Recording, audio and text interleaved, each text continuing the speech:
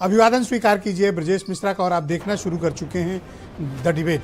बहनों भाइयों, आरएसएस का विवादों से कुछ पुराना ही लग रहा है लगाव और नाता है। एक स्टेटमेंट आता है उनके प्रमुख का और देश भर में विवाद और चर्चाएं शुरू हो जाती हैं। और इस बार मसला बड़ा दिलचस्प है। आरएसएस के दो मुखपत्र हैं, एक का नाम है अंग्रेजी में ऑर्गेनाइजर और एक हिंदी में छपता है पांचजन्य। दोनों के संपादकीय में ज़बरदस्त मतभेद हैं। एक भागवत के बयान की खिलाफत में है और दूसरा उनके समर्थन में है, जो आज पांचजन्य में छपा है। अनुषांगिक संगठनों में भी भागवत के बयान को लेकर मसले हैं। बीजेपी ने सन्नाटा खींचा हुआ है। हालांकि इस मसले पर उनका रुख भी कुछ स्पष्ट हो रहा है, जो भागवत के रुख से मैच नहीं करता है, लेकिन विवाद गहराता जा रहा है। बहन भाइयों, मोहन भागवत ने एक स्टेटमेंट दिया था कि हर मंदिर के नीचे, हर मस्जिद के नीचे शिवलिंग नहीं तलाशे जानी चाहिए। और हर जगह स्थानों पर जो लोग मंदिर तलाश कर रहे हैं, दरअसल वो अपने राजनीतिक स्वार्थों की पूर्ति के लिए और खुद को बड़ा हिंदू नेता दिखाने के लिए कर रहे हैं और खुद को हिंदू विचारक के रूप में प्रस्तुत करना चाहते हैं। इस कारण इस देश में शासन व्यवस्था प्रभावित हो रही है। बहुत स्पष्ट रूप से उन्होंने 2 बार ये स्टेटमेंट दिया था। हम लोग ये मीडिया में मानते हैं कि आरएसएस प्रमुख का कोई भी स्टेटमेंट सुविचारित होने के बाद, आपस में सहमति बनने के पश्चात ही दिया जाता है। उनका कोई भी स्टेटमेंट यूं ही नहीं होता है, उसके पीछे बड़े पीछे डिस्कशंस हो चुके होते हैं। इसलिए उनके बयानों को बहुत गंभीरता से लिया जाता है। इस बार जब उनका स्टेटमेंट आया था तो सब लोग ये मानकर चल रहे थे कि आरएसएस प्रमुख कह रहे हैं तो सबका वही मत होगा, जिसको हम कहते हैं कि हाथी के पांव में सबका पांव। लेकिन बहनों भाइयों, इस बार हाथी के पांव पर कुछ संकट है। अंदरूनी भी इस मसले को लेकर बड़े जबरदस्त वर्टिकल मतभेद हैं।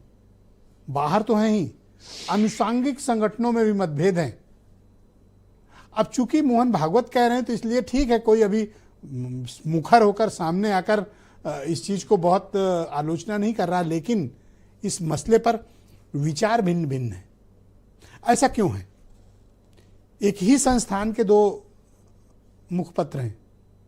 अंग्रेजी में छपकर आता है, उसका नाम है ऑर्गेनाइजर, आरएसएस का है।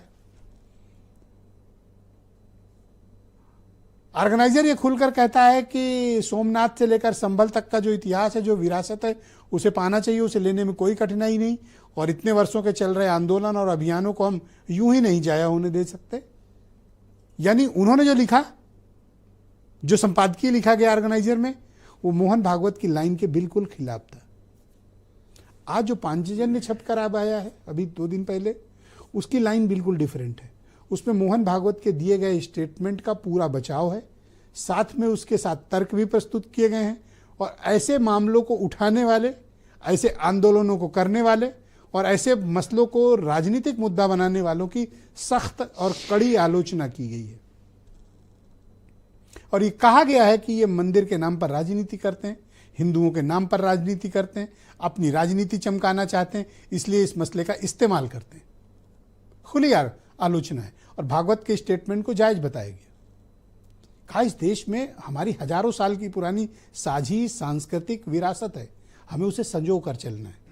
बड़ी अच्छी बात कही, लेकिन ये अच्छी बात और एक बात और कही, लिखी है उसी आर्टिकल, उसी संपादकीय में। उनके संपादक हितेश जी, उन्होंने लिखा कि शासन व्यवस्था चलाने के लिए हमें यह सब नहीं करना जो कर रहे हो। शासन व्यवस्था ठीक से चलानी है तो हमें बुद्धिमत्ता से काम करना हो। यानी संदेश बहुत साफ है।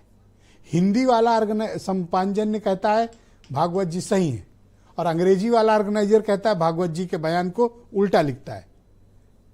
हिंदूवादी संगठन भी इसी बात पर है कि ये क्या बोल रहे हो भाई, हम तो इतने टाइम से इसी मसले पर आंदोलन कर रहे हैं, बीजेपी सत्ता तक पहुंच गई, हम अभी भी संघर्षरत हैं, क्या हम अपने मुद्दे भूल जाएं? कारण क्या है?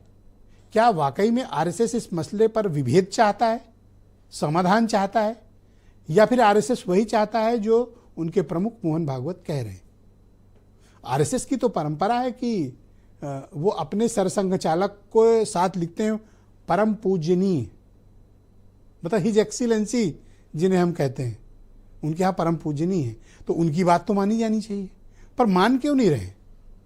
आपने देखा होगा कि पिछले 15-10 दिनों में आरएसएस प्रमुख मोहन भागवत के खिलाफ सोशल मीडिया पर बहुत ज़बरदस्त कैंपेन चला, उनके स्टेटमेंट की आलोचना तक की गई।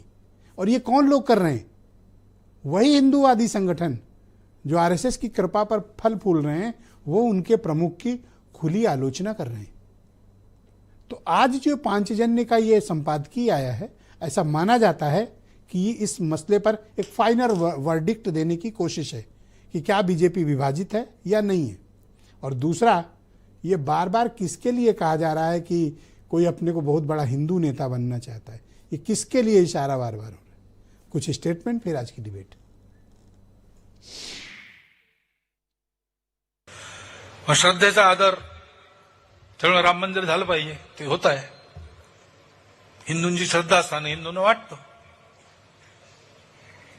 परंतु असं केलं म्हणजे हिंदूमध्ये नेता होता येतं म्हणून, किंवा अतिरेकी भूतकाळाच्या ओझ्याच्या परिणामामुळे अतिरेकी तिरस्कार, द्वेष, शत्रुता, संशय याच्या पोटी रोज एक नवीन प्रकरण काढणे हे कसं चालेल? हे नाही चालणार. शेवटी आपलं सोल्युशन काय आहे?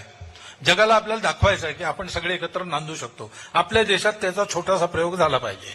तो प्रयोग करताना आहेत आमच्या या सगळ्यांना सामावून घेणाऱ्या अनेक पंथ संप्रदायांच्या विचारधारा आमच्या इथे आहेत.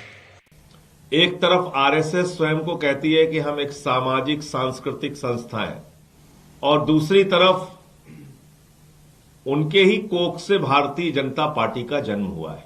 क्या मोहन भागवत जी इसका समर्थन करते हैं कि पूर्वांचलियों का अपमान किया जाए, यूपी बिहार के लोगों का अपमान किया जाए, उनका वोट कटवाया जाए, उनको रोहिंग्या कहा जाए, उनको बांग्लादेशी कहा जाए? एक गिरोह था, गांव में जाता था और रात में घरों के दरवाजों पर कालिख पुताता था. दूसरा गिरोह जाता था, सफाई करा लो, सफाई करा लो, सफाई करा लो. गिरोह दोनों एक ही थे. यही हाल इनका भारतीय जनता पार्टी का है. तो भारतीय जनता पार्टी के शीर्ष नेतृत्व से मैं पूछना चाहूँगा कि मोहन भागवत का कोई वजूद आपके कार्यशैली में है कि नहीं है? बहनों भाइयों, तो आज की इस परिचर्चा को आगे बढ़ाते हैं. मेरे साथ चक्रपाणी महाराज, हिंदू महासभा के अध्यक्ष, मुझे इस डिबेट में ज्वाइन कर चुके हैं. मनोज काका समाजवादी पार्टी से हैं. सुचि विश्वास उत्तर प्रदेश में कांग्रेस कमेटी की प्रवक्ता हैं. अशोक सिन्हा जी राष्ट्रीय स्वयंसेवक संघ से जुड़े हुए हिंदू मामलों के विचारक हैं. आसिम वकार एमआईएम के राष्ट्रीय प्रवक्ता में ज्वाइन कर चुके हैं. आप सभी का शुक्रिया और धन्यवाद. बीजेपी ने आज अपना कोई पैनलिस्ट नहीं भेजा है. मैं ये डिबेट प्रारंभ करने से पहले आपको सूचित कर देना चाहता हूँ. तो इस परिचर्चा को शुरू करते हैं अशोक सिन्हा जी से. अशोक जी, आपका स्वागत. ये ऑर्गेनाइजर कुछ और लिखता है, पांचजन्य कुछ और लिखता है.